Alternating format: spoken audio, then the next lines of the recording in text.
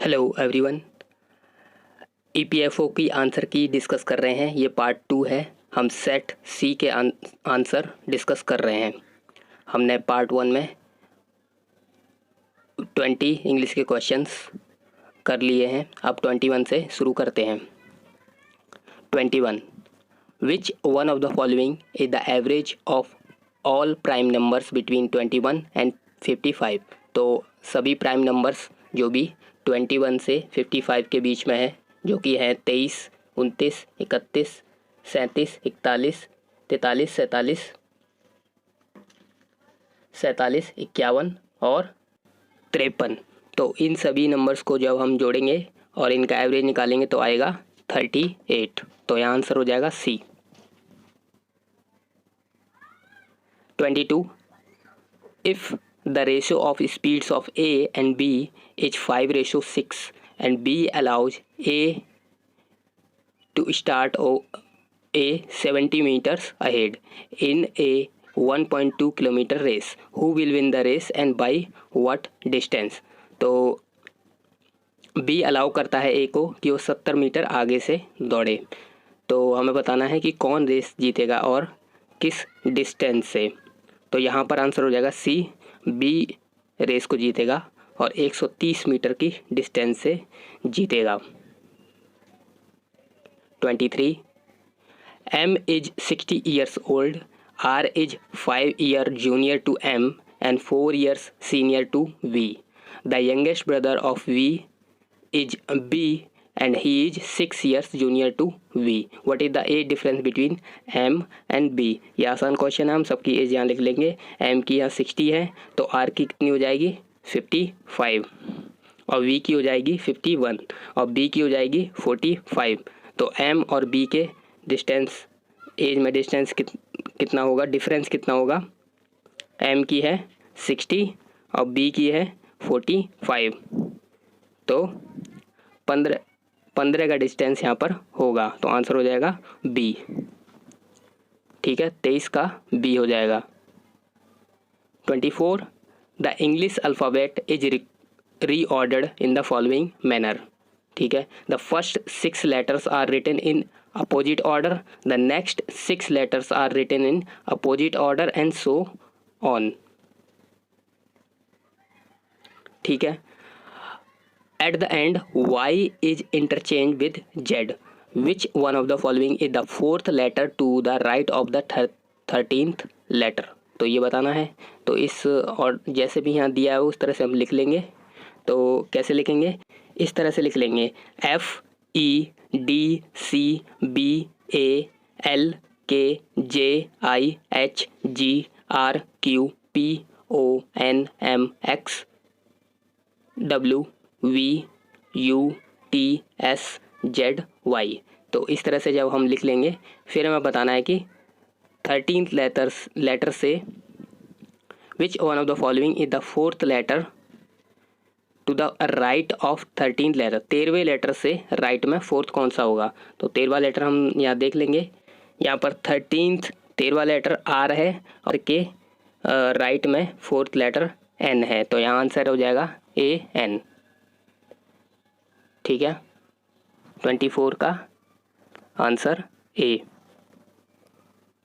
25 if A varies as B then which of the following statement is are correct?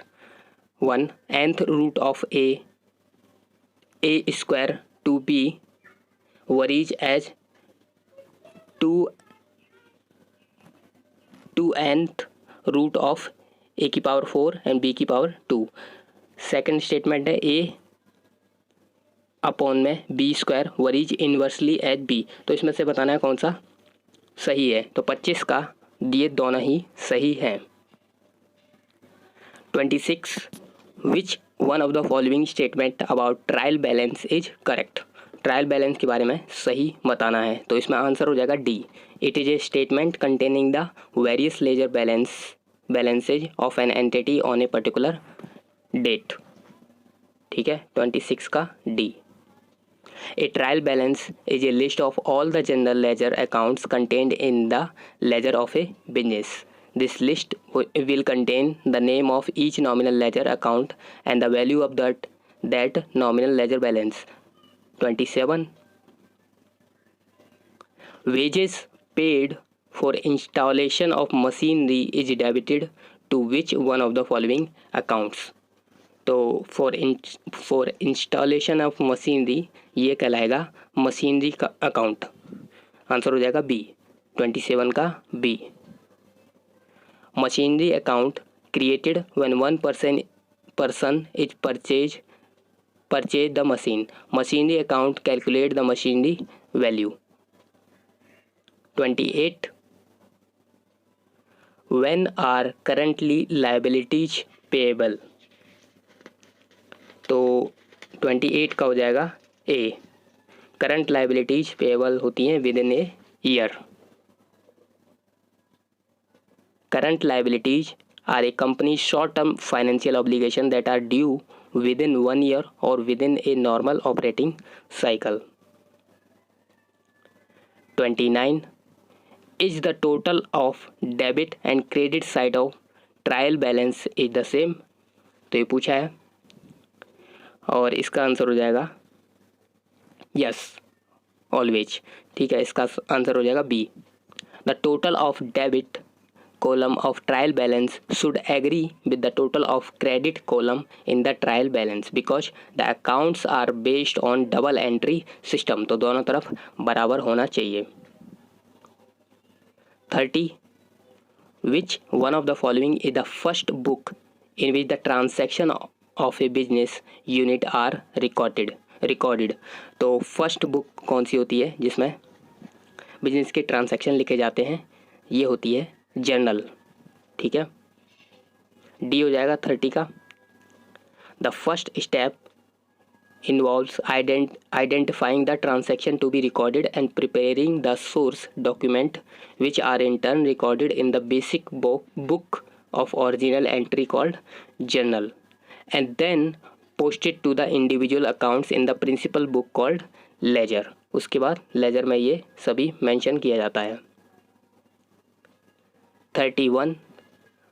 Who among the following did not represent the militant nationalist school of thought in India?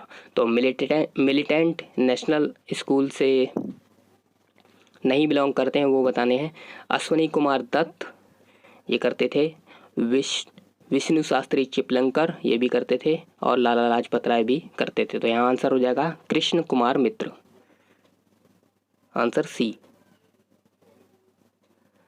The school of militant nationalism existed from the beginning of national movement of India. This school was represented by leaders like Rajnarendra Bose, Ashwani Kumar Dutt in Bengal, and Vishnu Shastri Chiplankar in Maharashtra. A prominent face of this school was Bal Gangadhar Tilak. Other leaders of this school were Vipin Chandrapal, Aurobindo Ghosh, and Lala Lajpat Rai. और भी थे. तो कृष्ण कुमार मित्रा was an Indian freedom fighter, journalist and leader of Brahmo Samaj. He is remembered for his contribution of स्वदेशी movement and through his journal संजीवनी. तो इनका journal भी हम याद रख सकते हैं संजीवनी. कृष्ण कुमार मित्रा. 32. Which one of the following statement about the situation in the ryotwari areas is correct? Ryotwari के बारे में सही बताना है. तो a large amount of land passes into hand of money lenders, merchant and rich peasant who usually utilize the services to the tenants. B. Landless laborer became the land owners. ये सही है बी. ठीक है, ryotwari system में यही किया गया था. The ryotwari system was a land revenue system in British India introduced by Thomas Munro in 1820 based on the system administered by the Captain Alexander Reed. तो ये किसने लाया था ये भी हम याद रख सकते हैं, थॉमस मिंडो और Alexander read. In ryotwari system the ownership rights were handed over to peasant. peasant को ही ऑनरशिप ज़मीन की दे दी गई थी. British government collected tax directly from the peasant. Peasant से डायरेक्टली टैक्स लिया जाता था पर ये टैक्स जो है बहुत ज़्यादा लिया जाता था। The revenue rate of ryotwari system पर 50% where the land were dry and 60% in irrigated land. तो 60% तक ये लिए जाते थे, जो कि कितना ज़्यादा है। 33 in the year 1911 who among the following form the social service league in Bombay. Bombay में सोशल सर्विस लीग किसने फॉर्म की थी? तो ये थे NM Joshi, Narayan Malhar Joshi. Answer C हो जाएगा Narayan Malhar Joshi, a leading member of the servants of India society, founded the social service league in 1911। In 1905 Gokhale was elected president of the Indian National Congress and was the height of his political power. He founded the Servants of India Society to specifically further one of the causes dearest to his heart, the expansion of Indian education. तो 1905 में गोपाल कृष्ण गोखले ने ये servants of India society form की थी। 1922 में with लोटवाला help Shripad अमृत दंगे launch the Indian weekly socialist, the first Indian Marxist journal. तो ऐसे दंगे जो यहाँ पर ऑप्शन में दिया है, उनने सोशलिस्ट वीकली को जर्नल को लाया था, ये भी हम याद रखेंगे। इन 1937 MR जयाकार बिकेम द जज of federal court of India at Delhi. In December 1946 he joined constituent assembly of India. He was also chairman of Indian Road Development Committee formed in 1927 to report some recommendation, and he was also a member of Akhil Bharatiya Hindu Mahasabha. तो MR जयकार के बारे में भी यहाँ लिख दिया है। 34 Who among the following was not part of the group of no changers in the Congress party? तो 1922 में जब नॉन कोऑपरेशन मूवमेंट चल रहा था और वो जब ख़त्म हुआ था, तो उसके बाद दो दल बन गए थे। एक दल ने कहा कि हम यही सब कंटिन्यू करते रहते हैं, और दूसरे दल ने कहा नहीं, हमें काउंसिल में अंदर जाना चाहिए और सरकार के अंदर जाकर कुछ काम करने चाहिए। तो जो अंदर जाना चाहते थे उनको प्रो चेंजर कहा गया, और जो नहीं जाना चाहते थे वो नो चेंजर्स कहलाए। तो नो चेंजर यहाँ पर कौन नहीं है वो पूछा है, तो यहाँ आंसर हो जाएगा डी, मोतीलाल नेहरू। ठीक है, नो चेंजर कौन नहीं है ये पूछा है। ठीक है, तो मोतीलाल नेहरू यहाँ आंसर हो जाएगा। CR Das, Motilal Nehru propose that instead of boycotting the legislature non cooperation should be carried into them. The proposal of council entry attracted several congressmen, but it was stoutly opposed by orthodox Gandhian led by Rajagopalachari, Rajendra Prasad, Sardar Patel etcetera.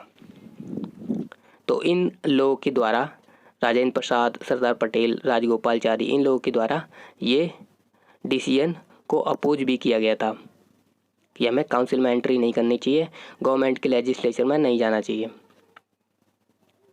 35 Who among the following was not a member of the cabinet mission? Cabinet mission का कौन member नहीं था? 3 member थे cabinet mission में, Pethick Lawrence, Stafford Cripps और AV Alexander. तो यहाँ answer हो जाएगा Lord Wavell, D. Okay, the member of the cabinet mission were Lord Pethick Lawrence, जो कि थे secretary of state of for India, और स्टैफर्ड क्रिप्स, जो कि थे president of the board of the trade, and AV Alexander, first Lord of Admiralty. 36 Who among the following is the first player in the history of Test cricket to take 200 wickets against left-handed batsmen? तो इसका answer है Ravichandran Ashwin, D. India off spinner Ravichandran Ashwin became the first player in the 143-year history to Test cricket to take 200 wickets against left-handed batsmen. 37 Who among the following speakers of Lok Sabha formally disassociated from the political party after his election as the speaker? तो किसने अपने आप को political party से अलग कर लिया था जब वो स्पीकर बने। तो ये थे नीलम संजीवा रेड्डी। सी, in our parliamentary history, Dr. Neelam Sanjeeva Reddy is the only speaker since independence who, after assuming the office of speaker, formally resigned from his political party. And he also had the distinction of being the only speaker who was later unanimously elected as the president of the republic. तो उसके बाद ये president भी बने थे। 38. UNESCO has been observing February 21 as the International Mother Language Day since 2000. The idea to celebrate the International Mother Language Day was the initiative of which of the following nation? तो ये किसका initiative था कि international mother language day भी मनाया जाना चाहिए? ये था बांग्लादेश का। तो आंसर हो जाएगा B. The idea to celebrate International Mother Language Day was the initiative of Bangladesh. It was approved at the 1999 UNESCO General Conference and had been observed throughout the world since 2000. 39. Dr. Ngozi Okonjo-Iweala was recently selected as the first woman Director General of WTO. WTO की first women director बनी है। तो वो किस country से belong करती हैं? तो ये करती हैं नाइजीरिया से। ठीक है। Ngozi Okonjo-Iweala is a Nigerian American economist, feted leader, environmental sustainability advocate, human welfare champion, sustainable finance maven and global development expert. Since March 2021 ये सर्व कर रही हैं director general of world trade organization. 40. The Kaladan multi modal transport project will connect India with which one of the following country? तो ये आसान सवाल था। इसका सिंपल आंसर म्यांमार है। कालादान प्रोजेक्ट हम पढ़ते ही रहते हैं। The agreement for the Kaladan project was signed between the Government of India and Myanmar in 2008. The project will connect the Kolkata port with the Sitwe port of Myanmar. Sitwe will also be connected with Mizoram via the Kaladan river. तो मिजोरम से लेकर ये पूरा project हमारे कोलकाता को Myanmar से जोड़ देगा। अगर आप यूपीएससी की प्रिपरेशन कर रहे हैं तो सीएपीएफ की हमारी क्वेश्चन सीरीज है, उनको लगा सकते हैं। उनके क्वेश्चन यूपीएससी प्रीलिम्स में काम आ सकते हैं। हमें सपोर्ट करने के लिए आप सब्सक्राइब कर सकते हैं। That is all for today. Thank you.